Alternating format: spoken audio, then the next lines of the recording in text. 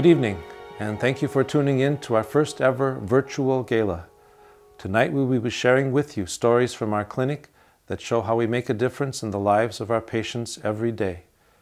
We will be sharing testimony with you from 4 different people, and in the end, as always, we will be asking you to support us financially. We appreciate your generosity this year as we have in the years past. Thank you so very, very much. Because 9.5 years ago, we had no place. We had no funds. We had no medicine.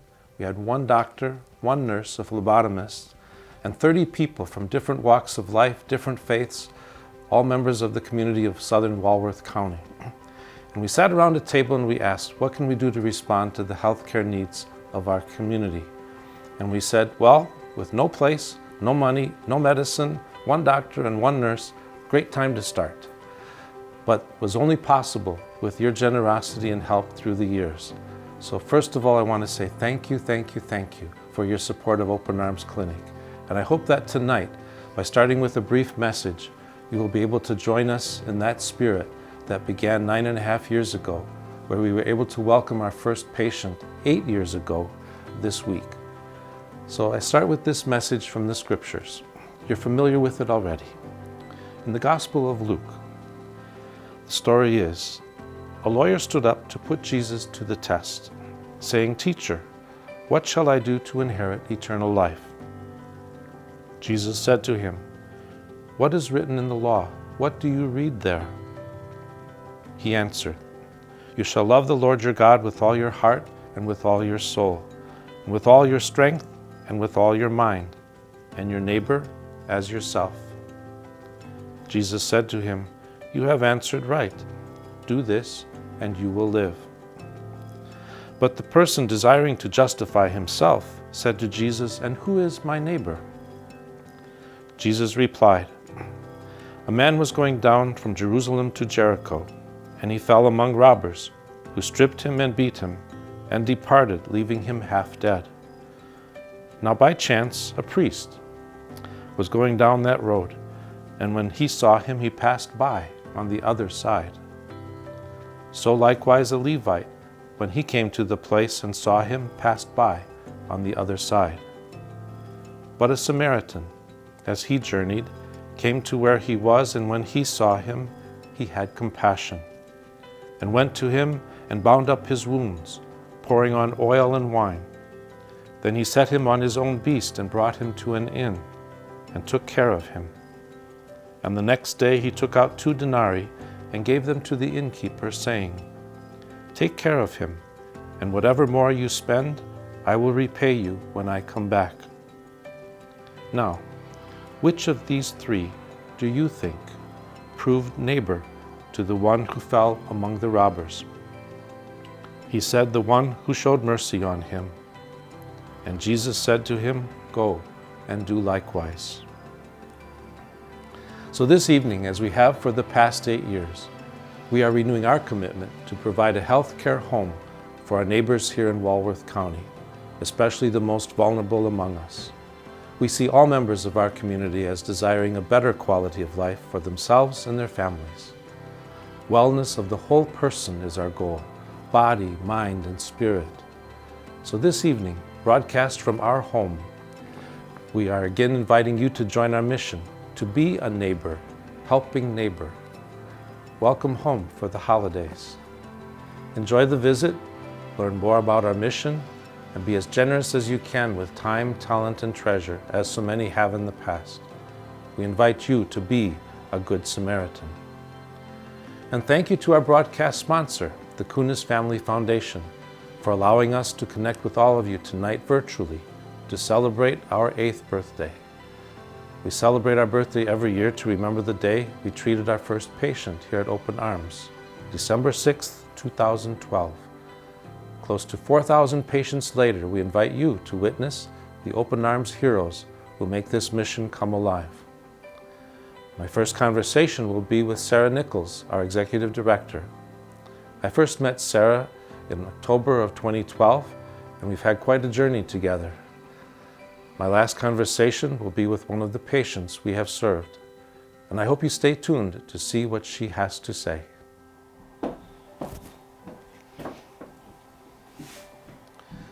Sarah, welcome. Hi, Father Dan. Hi, are you ready for this? Absolutely.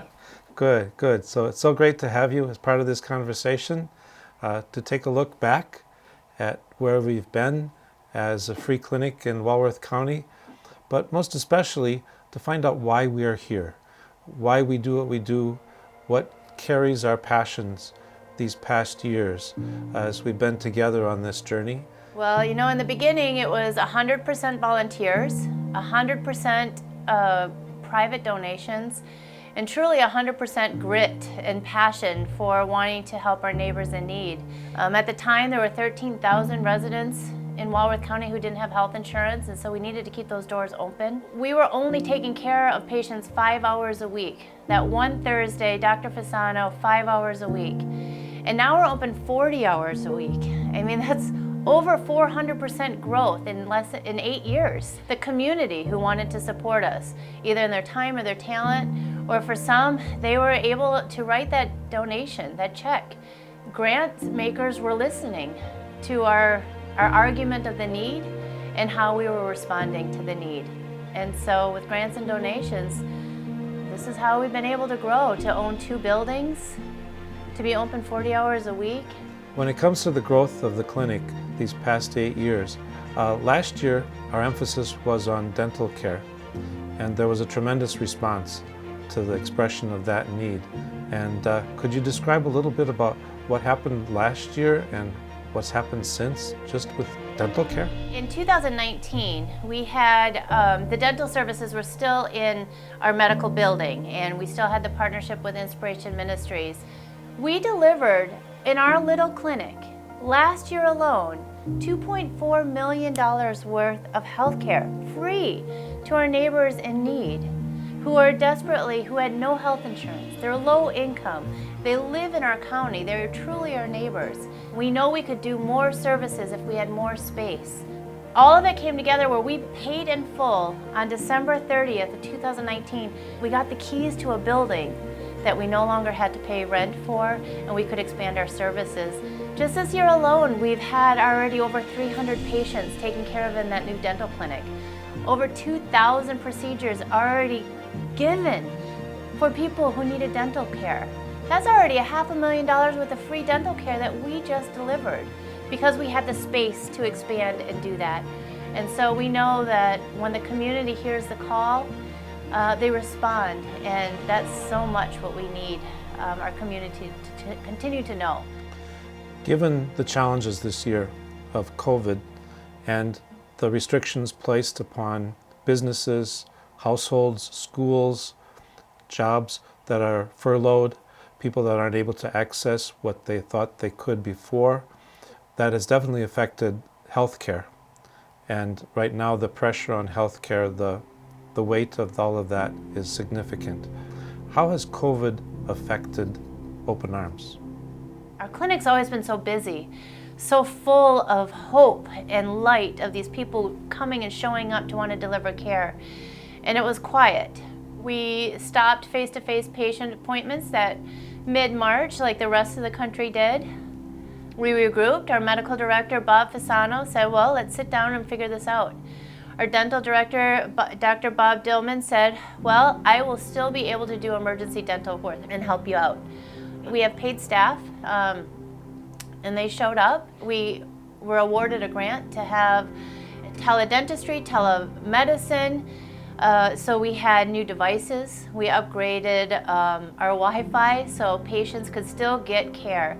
And our medical appointments continued. Our counseling appointments continued. Our emergency dental services continued.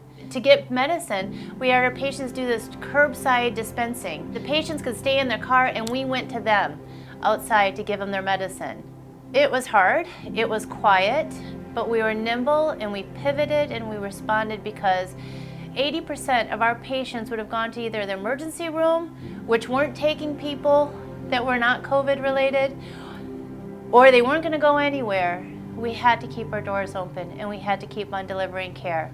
Given the emphasis on patient care as the whole person, body, mind, and spirit, during the time of COVID, there's been an effect on people's spirits that is on the negative side, the increased anxiety and depression, possible taking one's own life, the threat of suicide.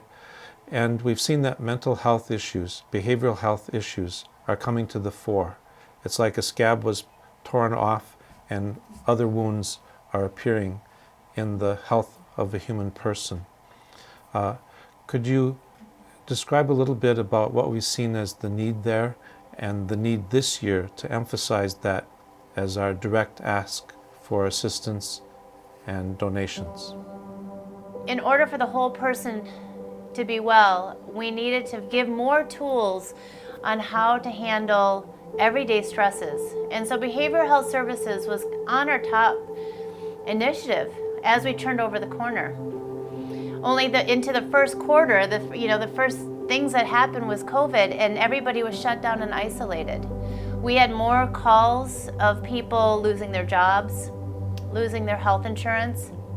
We engaged with Catholic Charities to have a bilingual therapist here 1 day a week. We had an English-speaking therapist here 2 days a week. But the calls kept coming, and we tried their best to at least listen and try to make connections the best that we can to give hope. We had an example just the other week where the dentist recognized the person in her chair, something was off. So she said, you know what, when's the next doctor's appointment available? And Dr. Fasano was available the next day. He had her in the office, he did the exam, he's like, yeah, her high blood pressure is there, but there's something off, he says. I said, I've got a therapist in the next room, let her do an assessment. Just like going in for a wellness assessment. So much was happening in this young person's life that we immediately needed to get law enforcement involved and support services for a safe housing and much more therapy. And this woman just came back just this other week, and she's in a safe home. She's getting her services from that safe home and the other wraparound programs in our community that we've been able to engage. If we didn't have all three working together in our home, that would have never happened. And so behavioral health services need to be enhanced so much more than what we have capacity for. It can't just be volunteers. While volunteers are great and they're so helpful in doing follow-up and check-in calls, the licensed professionals who are skilled in trauma and crisis intervention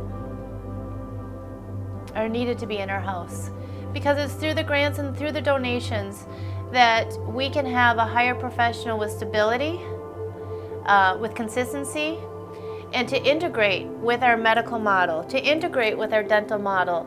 So all three services are taking care of the whole person. And I think if the partners outside of Open Arms see that too, that they can be connected in ways never before possible, that we're kind of a hub, if you will, for care for the whole person. That is a great gift that is much needed within the community for quality of life for everybody. Well, thank you, Sarah. It's been a joy for me to get to know you over these years, and very grateful that you found a home here where you can be that good neighbor, that good Samaritan with compassion and much grace.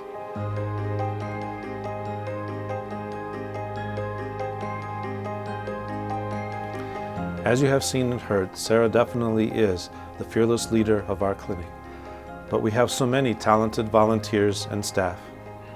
This evening, we are going to speak with 3 more people who illustrate all of the good happening at Open Arms. I'm especially excited to speak with one of our patients, Alicia, who will share her story after we speak to 2 of our volunteers. I remind you that you can support our mission by donating your time, talent, and treasure to Open Arms. If you would like to donate time or talent, please start your journey by filling out a volunteer interest form. Whether you are a medical professional, a bilingual person, or just someone that can listen to your neighbors, we need many people to make our mission a success. You can start your volunteer journey by calling the clinic at 262-379-1401. That's 262-379-1401, or emailing at info@openarmsfreeclinic.org. That's info at openarmsfreeclinic.org. If you would like to donate to support the clinic monetarily, you can help right now this evening by donating online at openarmsfreeclinic.org and touch the Donate Now button in the header, or consider bidding on some of our lovely auction items by visiting online at oafc2020.ggo.bid. A lot to remember. That, once again, is oafc2020.ggo.bid. And now, I'm going to speak with Donna Neshik. Donna has been a volunteer since the early days in our original clinic building across the highway. Now she is a board member of the clinic and will be helping us to understand how she became involved with Open Arms and why she thinks it's important to continue our mission here. Donna, welcome, welcome. How are you? I'm good. Thanks for joining in our conversation this evening. What do you believe is the main reason or reasons for us to need to have a place like Open Arms Free Clinic here in Walworth County? I think that the right of health care is for everybody, and those that don't have health care, it's an unfortunate. And when I saw what you and Open Arms was offering, it was just it's something that we need. And I look at it as a field of dreams. You know, you build it and they will come. I don't think anybody realized what was going to happen when the clinic opened, and I watched the progression. And watching a room full of people waiting hours in order to register, in order to get a bit of health care, take care of either a mother, themselves, someone in their family they love. Just watching that really impacted me that Open Arms is a valuable, valuable asset to our community. What would you like to say to people within the community, those who have supported Open Arms over the years? How has that been a help to you in your work as a volunteer here as a nurse? I'm always amazed at the generosity, not only by the volunteers that work here, but also the people in the community that have rallied around to support Open Arms. I have seen such generosity from the smallest few dollars to large donors. I was here the other night and I went out to give someone his medication, and the gentleman handed me a $20 bill. He said, "I've been saving all month to give this donation to you." This gentleman gave pride and worked all month long to be able to scrounge up $20 to give to us. So it goes from A to Z in this county, and it's not only just the people that have, but those that don't have that want to give. I've seen that a lot myself, those who come back later and say, "I'd like to pay it forward." Exactly. Over the years of the clinic, you've been mainly on the side of the primary care help. This year, our emphasis is on boosting up our ability to provide behavioral health care, counseling services. How have you seen that need grow these past few years, especially with COVID? I look at health as holistic. You cannot disconnect your mental health from your physical health. COVID is going to be a huge, huge impact on people's mental health as they struggle through this crisis. Then the clinic is front and center again, providing a need for the community, as they did when they decided to last year work on the dental. The fact that they foresaw, even before COVID, the need for behavioral health is astounding. It's very forward-thinking, and it is essential in our community. How can people help the mission of Open Arms? There is a greater need, and it is going to only increase with COVID, for people that are going to need health care as they lose their jobs, as parents are trying to take care of their children, and the need is greater than we have ever seen, and it is only going to get greater. So if one can give in a financial way, it is the time, as you had said earlier, to pay it forward, because $1 is going to go so far in the need of this community, and we all are in this together. Well, thank you, and thank you for your witness here at Open Arms and within the whole community. So Donna, thank you very, very much for joining us in this conversation.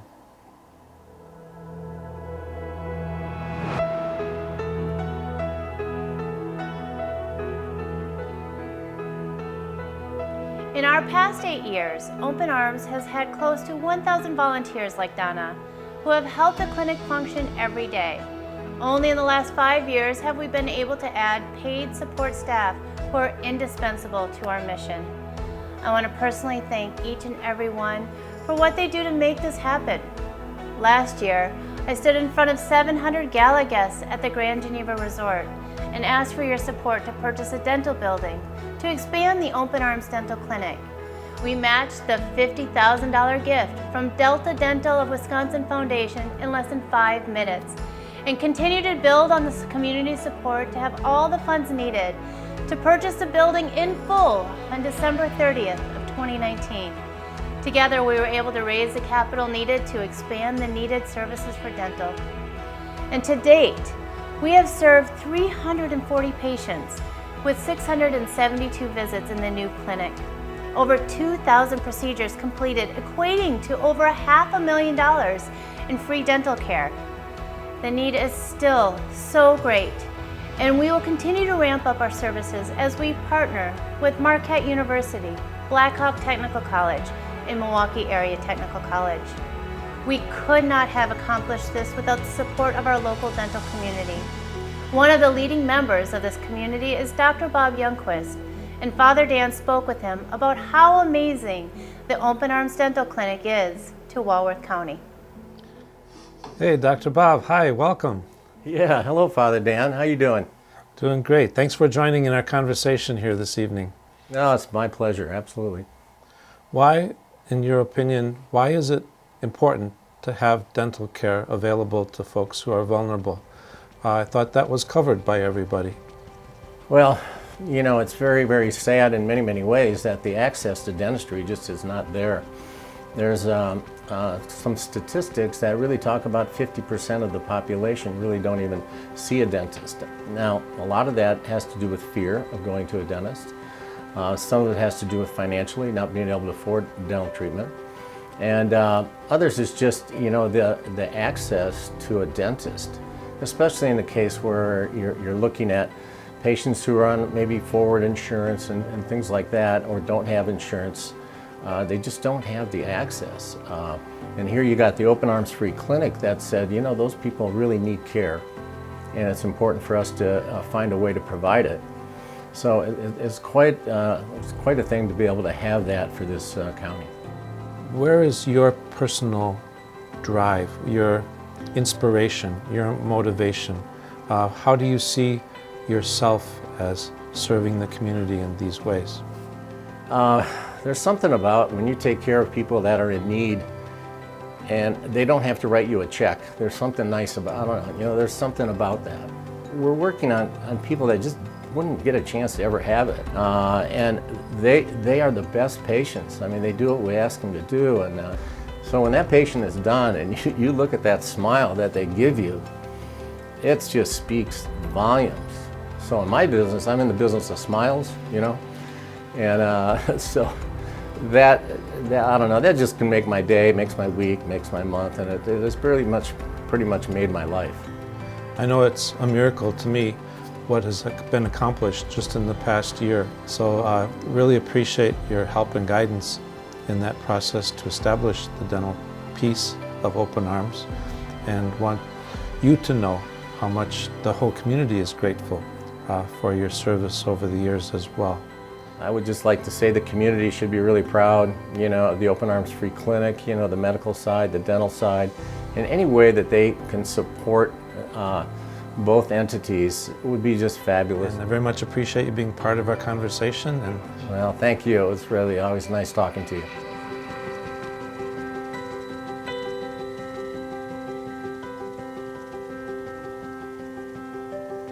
we are very grateful to be able to bring dental care to our community.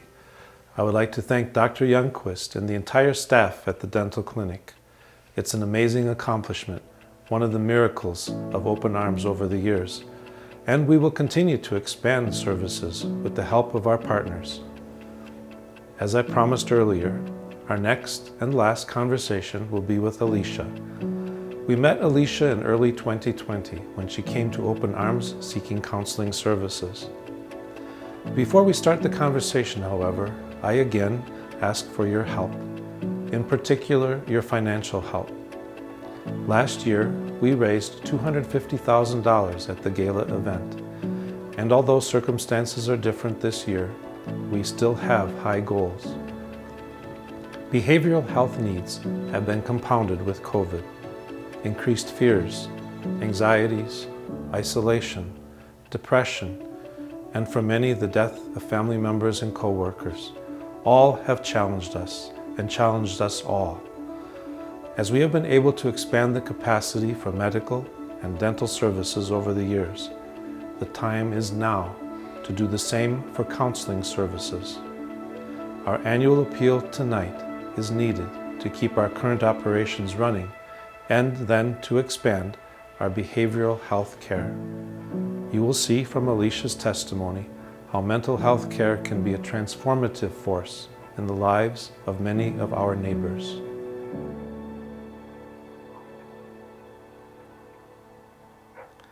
Hi Alicia. Hello, Father Dan. Welcome. Thanks for being part of our conversation here today. And I would like to begin by asking you just to tell us a little bit about yourself, how you came to learn about Open Arms Free Clinic, and what brought you here that first time. So I had a coworker that didn't have health insurance, and he had learned about the Open Arms Free Clinic, and it really helped him. So when I lost my job, I also lost my health insurance. He recommended that I come here to the Open Arms, and I did. And I ended up speaking with Angela, who was an intern at the time, and I started coming more for mental health wellness than the physical wellness. It's just been such a relief to have someone to talk to with all the stresses and the anger and the issues in my life. When you walk through the door of Open Arms Free Clinic, what pain do you carry with you for which you seek some healing and strength? At the time, I was in an abusive relationship.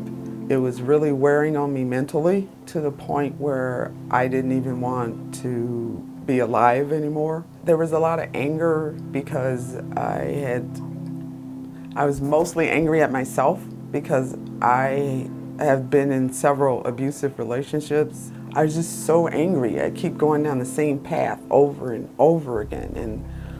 And when I came, I was really only looking for a doctor, but in talking with Angela, and I set up the counseling session, and with Angela, it really helped because she had me doing exercises and homework, and that made me start looking at myself and start being able to forgive myself and to start letting things go. I was having issues at work and then issues at home. I had no safe place to go to. And Open Arms became that safe place for me to go to and to talk all that pain out and get it out of my system and starting having a better outlook on life and to be able to have the strength to push him out of my life for good. Are you free of that relationship that was abusive? Oh yes, it's been over a year now. Oh, thanks be to God. So then when the COVID thing hit and all the interns couldn't come to the Open Arms anymore and the clinic had to close down per se, that's when Molly came into the picture. And so for the longest time we did video conferencing. Even though it was the new norm, we still clicked through the video, and it was just like, yeah, God just put people in the places where I needed them to be. Now when I walk out of here, it's like I have a clear mind. If you had the opportunity to speak to those who volunteer here, to those who are on the staff or work here as health providers, anything you'd like to tell all of them? Thank God for you, honestly. I just don't know what my life would be like if Open Arms wasn't here. You guys are just amazing. You don't realize how some days there are days when someone may not be feeling well, they may not even feel like dealing with the world themselves or anything, and just a kind word or smile goes a long way to making them feel like, well, maybe I am worth something, maybe I am valued, maybe there is something good in this world. And I have experienced those days, and I've come into here and made me remember that God is there and He sends angels to be with you, and you guys are those angels for people. You really are. I know you've been angels for me. Well, that's beautiful. Thank you, Alicia. And know that you are lovable and loving, and that's that inner strength that one gains over time. So glad that you found that kind of home here. I have. Blessings on your journey. Thank you.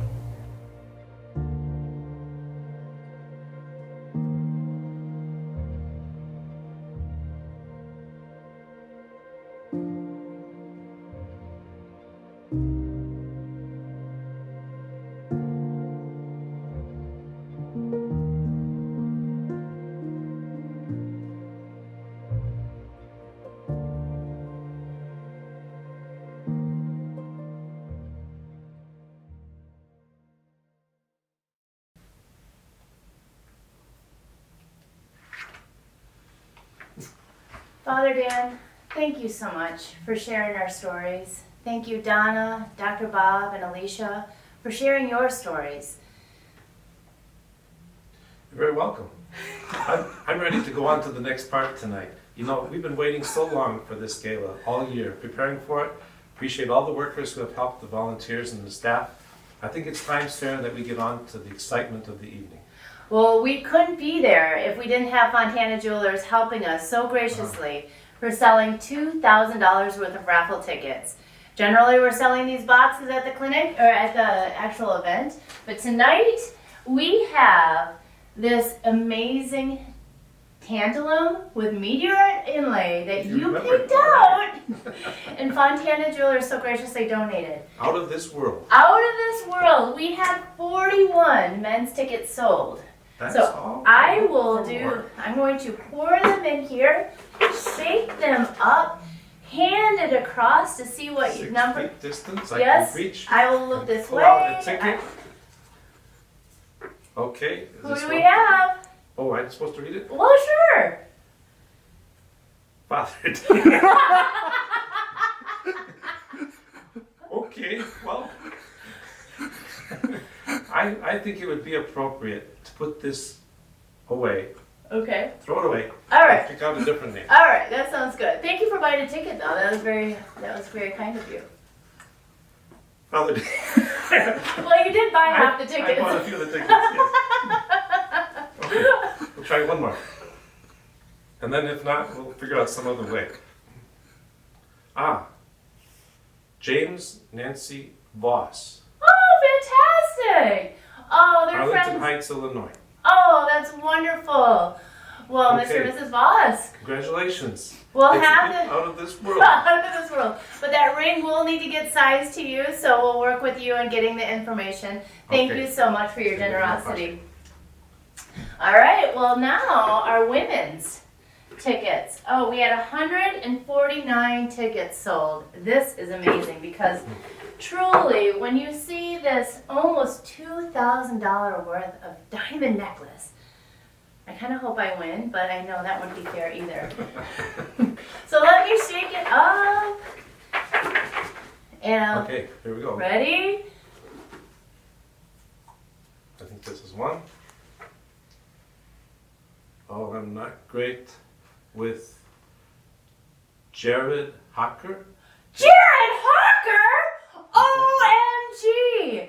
Great friends of the clinic, and that Jared. means one of my family will have a beautiful necklace. Congratulations. Congratulations! Again, you have to play to win. So thank you everybody who bought a ticket. These donations go a long, long way. And again, I can't thank Fontana Jeweler enough for being such a gracious partner in this whole event. Well, Father Dan, it was the Cunis Family Foundation that allowed us to have a broadcast for all to see. And we are so grateful for their generosity to support this live event. There are so many volunteers and there are so many donors that have made this possible. I hope that everybody shares when they're watching on YouTube, or if they're sharing on Facebook. Just let us know that you are part of this, because I can't see you. And that's the hardest thing about having these virtual galas. And thank you for listening to our story. On a usual gala night, we don't have the opportunity to say so much about why we exist, the volunteers and staff that work here, and our motivation to being neighbor to neighbor in Walworth County. So thank you for listening in and hearing this story this year in much more detail. It helps us to gain partners, and we appreciate your support through these years of Open Arms Free Clinic. Thank you very much. And just for the last, this video hopefully will be able to be shared after this event. So please pass it to your friends. If they were not able to watch live tonight, give them the opportunity and open the door to our home of Open Arms Free Clinic. Thank you so, so much. And if you'd still like to help, there are still opportunities. The raffle closes, or the auction closes tomorrow at noon, Saturday. So you still have an opportunity to check out those great gifts. And also you can donate online. You can donate by contacting the clinic through the openarmsfreeclinic.org website, or other ways that will be posted on the screen later in this video. So thank you very much for continued support and the many ways in which you can contribute to Open Arms. Thank you. Thank you. And I think it's appropriate to say this. For all of you who are hurting, whether in body, mind, or spirit, in what we've gone through as a world and a society and our creation this past year, know that you're in our prayers always. And every night, I light my candle on the dresser. And if you have suffered loss, if you are suffering through illness, if you have suffered through COVID, or know someone who has, or if you have been able to help your neighbors in need these days, know that you are constantly a beacon of hope and a light to our community, and that you are in our prayers always. And I'd like to conclude with what was this morning a segment of the reading from the prophet Isaiah. In this season of Advent, at least for the Judeo-Christian community, the prophets have been a focal point for a symbol of hope, but also words of encouragement in times of difficulty and pain. And the prophet Isaiah has a great message to conclude with tonight for all of you this Advent season and this holy night. Thus says the Lord God, but a very little while, and Lebanon shall be changed into an orchard, and the orchard be regarded as a forest. On that day the deaf shall hear the words of a book, and out of gloom and darkness the eyes of the blind shall see. The lowly will ever find joy in the Lord, and the poor rejoice in the Holy One of Israel. May you rejoice in the midst of hardship and challenge, and give thanks always for those neighbors who help neighbors, especially those on the front lines these days of the pandemic. God bless, and have a very holy night and a great holiday season. Thank you very much for joining us. Thank you.